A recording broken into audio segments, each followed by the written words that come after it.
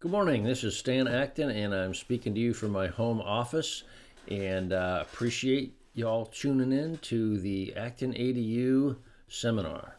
I'm happy to spend some time today to talk to you a little bit about what ADUs are, what's going on in the ADU marketplace, and really is building an ADU right for you? That's really the question we get a lot. People really don't quite understand what ADUs are and how they're best used and how much they cost and so on. So I'll be taking some time today to really go into those things. Various scenarios that people come to us with is they own a home and they need an ADU. They're going to be buying a home and like to add an ADU to it once they buy it, or they're going to be buying a home that already has an ADU and are just looking for some information. So a little bit about the agenda today. Why build an ADU? I'll spend quite a bit of time talking about that. What is an ADU?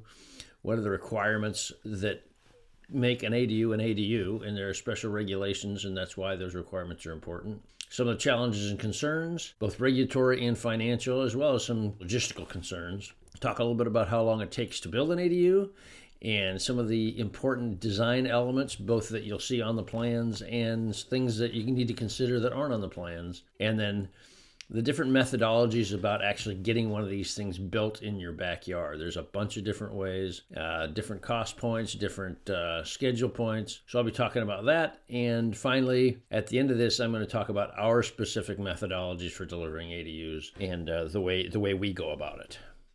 We know you have specific questions specific to your situation. Because there's so many and we want to give accurate answers, we won't be doing it at the end of the webinar. We will be reaching out to you individually after the webinar. In the corner of your screen, you can ask specific questions and contact us directly. It's really easy because, like I said, ADU projects are very specific to each of your individual properties. We want to make sure we share accurate information with you. So that said, feel free to reach out directly and we'll coordinate a time to get with you and answer those questions. So let's take a high-level look at why people build ADUs. The primary reasons are for family, either for elderly parents or boomerang kids, keeping them close but not too close. A lot of times it's for disabled individuals within a family. And aging in place is a big one, and long-term investments. So those are the big four that we hear. We've seen a nationwide trend of bringing the multi-generational family closer together, and ADUs play an important role in the realization of this trend. And this goes both for the elderly and for kids returning from college, looking to launch a new career, especially in the Bay Area where housing is so crazy. It gives them an opportunity to move into a comfortable place close to home where they've got support and get their feet on the ground and really start a new career. It can also provide a great place for adult special needs children that don't quite have the skills to live on their own, but do benefit from having some level of independence. They're close to family, and they can really get a good quality of support and yet still have some independence. And because ADUs are really a long-term investment, a lot of people are using them as an opportunity to plan for aging in place. They can move into the backyard and either rent the house or provide the house for the kids or a variety of different options. But aging in place is a fantastic ADU development strategy. And finally, the fourth big reason people build ADUs is for the investment value. It really adds a tremendous amount of value to the property. It's a long-term flexible investment, provides passive income, tax protected, all the advantages of owning rental property without the hassles of having to commute to do property management. It's like getting a second house in the Bay Area without having to buy the land. So an important part of this is the definition of an ADU. What is actually an ADU? Also known as granny flat, in-law suite, casita. Really, an ADU is a secondary dwelling unit with a complete independent living facility for one or more persons. And that's a really crucial definition because without that definition, the laws don't apply and the permitting and the usage of the structure really changes. So the types of ADUs that we have are detached, which is what I think most people think of when they think of an ADU, a freestanding building in the backyard, or an attached ADU where it's actually connected to the house. a garage conversion where we take an existing garage and turn it into an ADU. Maybe we add some square footage, maybe we just convert the garage. And then a JADU, which is a special, it stands for Junior ADU. It's a special kind of ADU where we take existing floor space within the house and turn it into an ADU. And the laws and regulations for JADUs are a little bit different than regular ADUs. Do a real quick review about the requirements for an ADU. They are self-contained, meaning they have all the components that a little house needs. They have their own entrance. In other words, they don't share an entrance with a home. They share a lot with a single-family house, and they provide all those basic amenities: kitchen, bath, closet, sleeping area. One of the most important aspects of an ADU is the legal environment in which you have to get a permit. It's an enormously complicated and ever-changing environment out there. The things that have to be considered are parking, setbacks, lot coverage, size options, fees, submittals. The rules keep changing, and keeping up with them is always a huge challenge. It's something that seems to vary lot to lot, seems to vary day to day, and we spend an enormous amount of our time just trying to keep up with what the changes are. Here's a long list of challenges and concerns people face. The ones I think I'd like to point out for this webinar is the challenge of comparing apples to apples. How do you know all the different people all the different vendors that are providing ADUs these days? Is it design build? Is it get a design made and then get bids? Is it prefab? How do they all compare? That's one of the big challenges. It's something we really spend a lot of time helping people understand. And permitting and regulations, I guess, is probably the other big one that it comes up as a surprise to people, but it's huge. It's a big one. And whether they can build it on their particular lot, but that becomes more and more possible with the laws the way they are, and the laws that are passing indicate you really can do it. It's just whether or not it's going to be easy or practical. So here's a partial list of all of the entities and people and factors that are required to get a permit. It's enormously complicated. It seems like it ought to be simple. They claim that they're making it simpler to get these permits, but still you have to go through all this stuff. Title 24, just as a side note, that is energy requirements. The state of California requires that all buildings be performed to a certain level of energy efficiency, and so that's what Title 24 is. But you can see here, this is a long list of people to coordinate and get sign off on. Cost is a big concern for everybody. How much do these things cost, and how is it calculated? There's a lot of hype out there about dollar per square foot for ADUs. Well, for ADUs, that simply just doesn't make sense. There's a kitchen, a bathroom, utility connections, a permit. There are all these fixed costs, whether you're doing a 200 square foot ADU or a 1,200 square foot ADU, and those are all the expensive parts. So quoting a dollar per square foot number for ADUs just simply doesn't make sense. There are just too many factors involved in coming up with what it actually costs to build an ADU. The quality is an important one. We have been told by our lenders that if you build a low quality ADU, they will probably appraise it at nothing, because they feel like it will have to be torn down by a future buyer and it will not actually add value to the property. Whereas if you're building an ADU that's similar to the quality of the house, then they're going to basically appraise it at the dollar per square foot of the house. We've had several of our ADUs actually officially appraised after we've completed the ADU, and they generally have been appraising anywhere from about 87 to about 113% dollar per square foot as the house. So it's a pretty good metric, but it's not exact. There's no real way to predict exactly what an ADU is going to appraise for once it's done. And here's just a quick overview of what the cost factors are. All these have impact on the final cost, especially noting Inflation, tariffs, and regulations, that seems to be an unpredictable little square right there these days with trade regulations the way they are. We're getting some surprises here and there. Here is the budget challenge. How do you figure out what this thing is really going to cost? These are all elements that you're going to have to navigate your way through. It really helps to have a trusted partner that you can go through all these things with, but whether you have choose to go that way or not, these are all factors you're going to have to take into consideration. Discoveries are things that happen after you break ground, like discovering that underground there was a septic system, or the sewer didn't go where you thought it was going to go, or something like that. That's what discoveries is.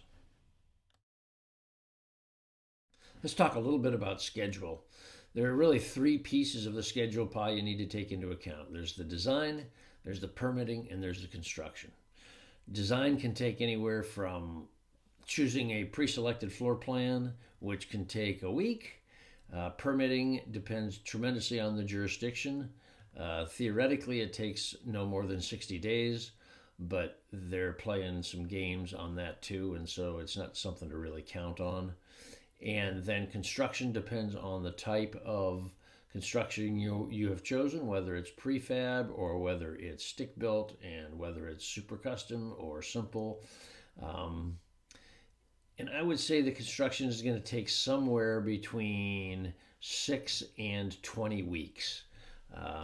Pretty good range. All right, now let's talk a little bit about design. Design is one of my passions. Here's a quick list of some of the things we're looking for to make an ADU really have impact. Sight lines, ceilings, exteriors, space usage. Go into some pictures here. So this ADU has 10-foot ceilings, and it has a really big feel. This is a 590 square foot ADU. You can see on either side of the kitchenette there is storage. There's great closet space there. And there is long sight lines through the bedroom, into the bathroom, across, through the windows. This is a 500 square foot ADU, 505, and they chose to have a big, broad door that goes into the bedroom. Those are double pocket doors that really increase the feel of the size of the living area when those doors are open. Again, this one has 8.5 foot ceilings or 9 foot ceilings. I don't quite remember. Skylight is important, gives it that additional vertical feel to it, and keeping everything open rather than having an enclosed kitchen keeps things open as well. This is a 504 square foot ADU, but most of it is garage. The actual ADU itself is about 300 square feet. We built this for a man who'd had his bicycle stolen 3 times from his driveway, and his most important design feature was having a place to keep his bicycles so that they wouldn't be stolen. So now he has this very secure place to keep his bicycles. On this next one, you can see the high vaulted ceilings. This really gives this ADU a wide open feel. It's a small ADU. It's 440 square feet, but the feel is big. And this is the inside of the one with the garage and the bicycle storage. You can see it's 304 square feet. There's a kitchen, there's a full bathroom, there's a laundry area. Where that couch is, there's now a Murphy bed. So in the day they have it folded up, at night they fold it down for sleeping. But again, here you can see that long sight lines make this little tiny place feel really open. So as you work with your design professional on creating a design for you, there's some things you really need to ask. Starting with, how is your ADU going to be used? How's it going to be lived in? What are the design cases that you're going to need to take into consideration? Is it going to be for aging in place? Is it going to be for family, for the disabled? Is it just for ROI income? Each one of these has different design factors. So aging in place in elderly care, for instance, you want to have curbless showers. You want to consider softer floors. You want to have no or limited stairs if at all possible. Really, it's all about safety and comfort. When it comes to young people, often returning home from college, they're going to want their privacy. You're going to want your sound privacy, and having a smart home is going to be really important to that generation. We've had the opportunity to design some places for people with special needs, and those special needs tend to be very custom. And so having that conversation with your design professional is crucial if that's the intended use of your ADU. As an example, we designed a kitchen where the caretakers were afraid that the appliances would get left on, so we put an appliance kill switch way up inside an upper interior cabinet, so when they left, they could disable all of the appliances and didn't have to worry about those things being left on when they weren't there. And if your goal is really primarily rental, then the things you're going to want to think about are durability, ease of maintenance, all those things that are going to minimize the amount of time that you have to put into maintaining the place and keeping it private. But really, what we find is the vast majority of people that we're dealing with want to do multiple things with their ADU. We really encourage people to think of an ADU as a 30-year investment and all the different use cases that might be used for over those 30 years. And so spending the time in design to make sure that as many of these factors as is possible can be taken into account is going to be a good investment. Okay, let's touch briefly on the methods for actually getting one of these things into your backyard. There really are 6 major ways to do this. You can build it yourself, and let me tell you, that's going to be an adventure, doing the design, the permitting, and the construction yourself. It's certainly the cheapest way to go, but it'll probably take the longest and you'll learn the most. You could be your own general contractor, hire somebody to do the design, and then you hire the subcontractors, the cement guy and the plumber and the framer and so on. Probably one of the more common methods is when you hire a design professional and you hire a contractor, and you're sort of the go-between and resolve issues between the two. Then the sort of one neck to ring model is the hire, design, build company that will do the design and the construction, and theoretically they'll do the permitting as well. There's sort of a 5th new way that we've seen popping up here lately, where you hire a company that does the selecting of the contractor and the designer for you. They don't actually add anything to the real value of the ADU, but they have connections, and for a fee, generally invisible to you, they are going to hook you up with designers and contractors, and sometimes they'll follow the process through to help make sure it goes well. And then the last, most specialized method is hiring an ADU specialist. And these are the companies that focus 100% of their business on the challenges and opportunities that are present in this new emerging ADU market. They're going to do the design, they're going to do the permitting, they're going to do the construction, and deliver a final product to you. I'd say really the thing that's most important for any of these methods is that you get the right people. You find people you trust. You find people that really know what they're doing, and you hire the team. Let's talk a little bit about what to look for in terms of selecting that person. Some of the red flags, some of the things that might stand out to you. Say, wait a minute, is this really the right person? Having a lack of ADU experience. ADUs have been legal for a good 3 years now, and there are plenty of people out there that do have quite a bit of experience with this, and it's crucial that they do. If they don't do any kind of a preliminary assessment of some sort, or if they suggest you don't need permits, those are both big red flags. Asking for a lot of money up front. Wow, that's I can't tell you how many stories I've heard where people have put too much money up front and then they've been left high and dry. If the plans are incomplete, or if there's poor communication, including, you really should be given a written schedule. This is what's going to happen when, these are the milestones, this is where we're going, If your ADU contractor can't provide you that, that's a problem. Vague scope, and if it's too good to be true, it's probably too good to be true. Now I'm going to give you an overview of our approach. We actually have several different approaches to building ADUs. 5 to be specific. We have what we call build ready, personalized, custom design, structure conversion, and buy and build program. So build ready are those that we have already got the plans done. In San Jose, they've been approved by the city. They are fast design, inexpensive design. Engineering has been done. Finishes have been selected. There are some finish packages you can choose from. The limitations to this is that there are very few options, and the floor plans are limited. But from an economic standpoint, these are definitely the most economical way to go.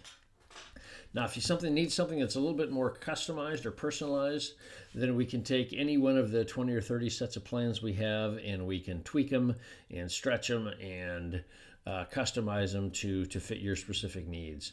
That's what we call our personalized approach.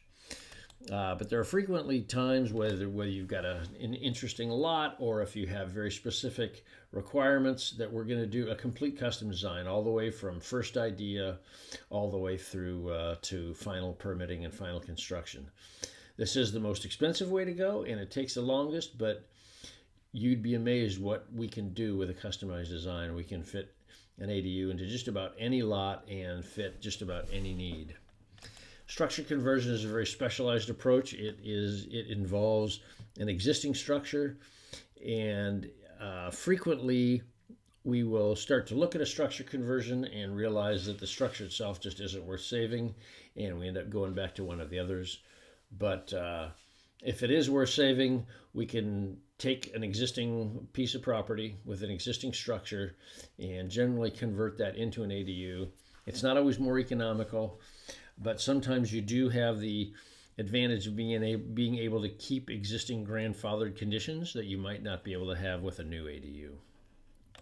And finally, for those people that are looking to buy a piece of property and immediately build an ADU on it once the escrow closes, people have asked us for our advice on how to go about selecting a piece of property that will work for them, that really an ADU is going to be easy to build on. And so we do offer a service for people that are in the process of buying buying a piece of property to consult on which piece of property is best for them.